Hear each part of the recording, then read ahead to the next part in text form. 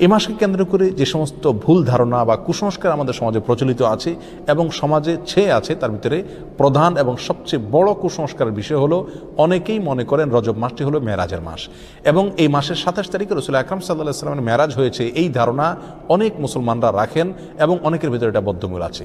শুধু তাই নয়, আমাদের সমাজে রজব মাসের চাঁদ উঠলে পত্রপত্রিকাতে, মিডিয়াতে দেখবেন যে সেখানে সংবাদের শিরোনাম করা হয় এভাবে যে পবিত্র রজব মাসের চাঁদ দেখা গিয়েছে, অতএব অমুক তারিখে শবে মেরাজ, অর্থাৎ সেই হিসাবে 27 তারিখ হয় অমুক তারিখ আর সেদিন শবে মেরাজ, অর্থাৎ রজব মাস মানেই হলো মেরাজের মাস।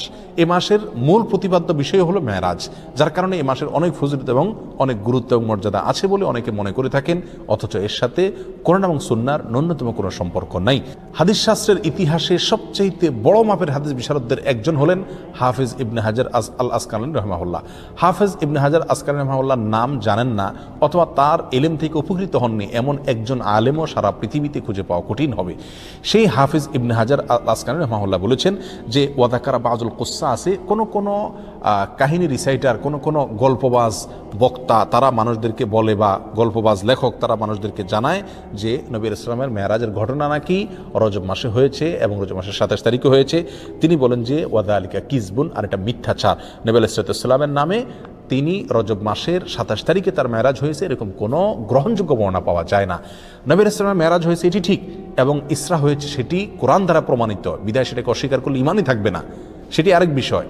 কিন্তু রজব মাসে হয়েছে এবং রজব মাসের 27 তারিখে হয়েছে, এর কোনো ভিত্তি, গ্রহণযোগ্য কোনো ভিত্তি কোরআন অথবা সহিহ সুন্নাহর কোথাও পাওয়া যায় না। নবী আলাইহিসসালামের মেরাজটা ঠিক কোন মাসে হয়েছে, কোন দিনে হয়েছে, কোন সময় হয়েছে, এই প্রসঙ্গে ইমাম ইবনে তাইমিয়া রাহিমাহুল্লাহ বলেছেন যে বিশুদ্ধ কোনো বর্ণনা দ্বারা কোনো মাসের কথা নিশ্চিতভাবে জানা যায় না, কোনো দিনের কথা জানা যায় না, কোনো সময়ের কথা, তারিখের কথা জানা যায় না যে অমুক তারিখে অমুক দিনে অমুক মাসে নবী ইসলামের মেরাজ হয়েছে এটি নিশ্চিত, কিন্তু তার তারিখটা সংরক্ষিত নয় এবং এ বিষয়ে যতগুলো বর্ণনা পাওয়া যায় তার কোনোটি গ্রহণযোগ্য নয়। বিধায় এই মাসকে মেরাজের মাস এবং এই মাসের 27 তারিখে শবে মেরাজ এর রাত মনে করে সে রাতে বিশেষ কোনো আমল করা, এই রাতকে বিশেষ কোনো পদ্ধতিতে উদযাপন করা, এটি হলো রজব মাসের সবচেয়ে বড় বিদআত, যার সঙ্গে ইসলামী শরিয়ার কোনো সম্পর্ক নাই। সম্মানিত ভাই বন্ধুগণ, আমরা সেই আমলটাই করব সওয়াবের উদ্দেশ্যে যে আমলটি কোরআনে অথবা নবী আলাইহিসসালামের হাদিসে বর্ণিত হয়েছে। এর বাইরে কোনো কিছু যদি আমরা করি সেটার নাম বিদআত হবে।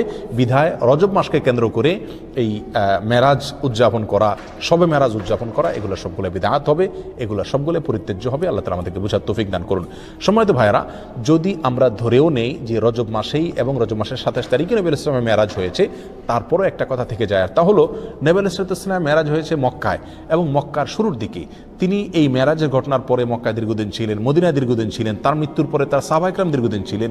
এই দীর্ঘ ইতিহাসের কখনো সাহাবা ইকরামের কেউ অথবা নবী ইসলাম স্বয়ং নিজে কখনো এই মেরাজ উপলক্ষে কোনো প্রকার আমল, রাত্রি যাপন, দিনের রোজা বা কোনোভাবে এটাকে উদযাপন করা, আলোচনা, পর্যালোচনা করা বা এই ধরনের কোনো কর্মসূচি তিনি দিয়েছেন বা পালন করেছেন, এরকম কোনো কথা কোনো হাদিস থেকে পাওয়া যায় না বিশুদ্ধভাবে।